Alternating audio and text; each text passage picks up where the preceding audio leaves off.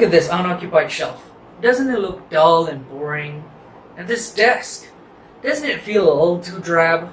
Well, luckily for you, there's always something that can fill up that empty space. Hi, my name is Haitley, and today I will be teaching you on the guide of figure collecting and how to start it as a hobby. Now to start, action figures are small little collectibles made by a specific company to sell to a specific audience. Most of these figures are based on a specific franchise, and said franchise will have an audience that will most likely be interested in buying its merchandise. Everybody has an interest, why not turn it into a hobby? Now, while I've done my thorough research for this will mostly be based on personal experiences, and I will elaborate the details of figure collecting.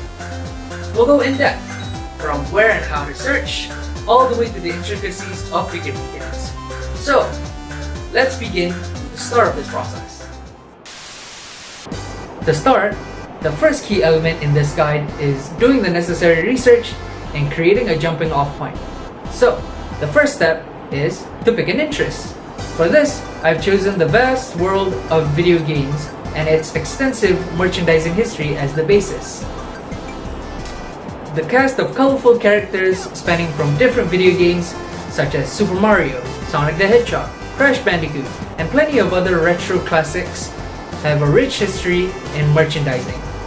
Now the second step is to research the merchandising history.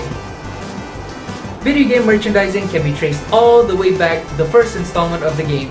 So for example, Super Mario started in 1980 with Donkey Kong, and then 5 years later in 1985, Super Mario Bros. Released.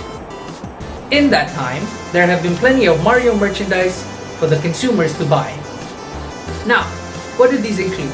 Well, these gaming merchandising ventures include garments, stuffed plushies, equipments and accessories, and of course, action figures.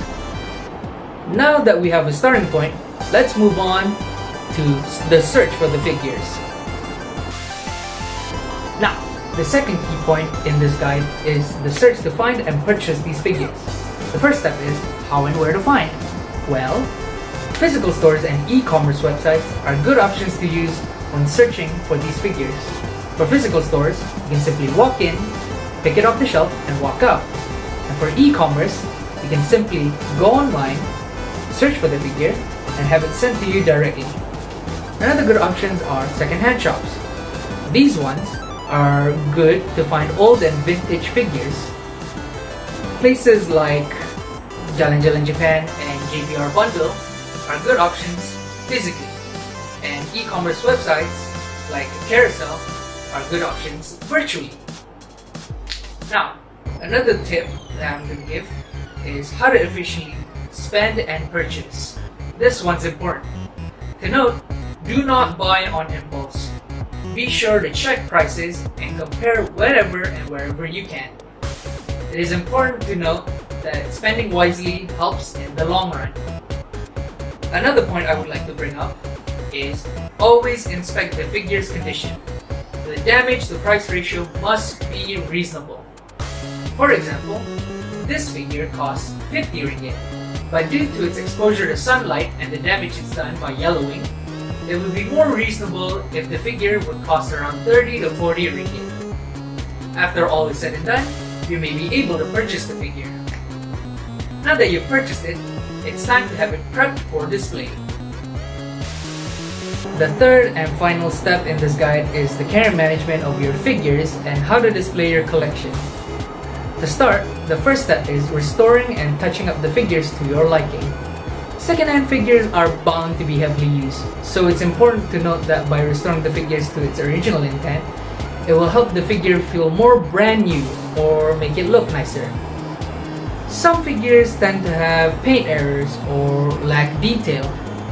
By touching them up and making them appear better will help the figure stand out, make it feel more unique, and help it shine in your collection. Now, time to display. The figures must be displayed in an enclosed environment away from strong UV lights. This will help in its longevity as it will prevent it from damaging or yellowing. Another thing I would like to point out is By creating a dioramic setup, it will help the figures stand out. Posing the figures in a specific way and making a setting will help the collection feel more epic or grandiose. In conclusion, figure collecting is a niche hobby that can be picked up by anyone. With the steps provided, you will be able to understand the process and intricacies of figure collecting. It is a great hobby for those who are interested in owning merchandise from their favorite franchises.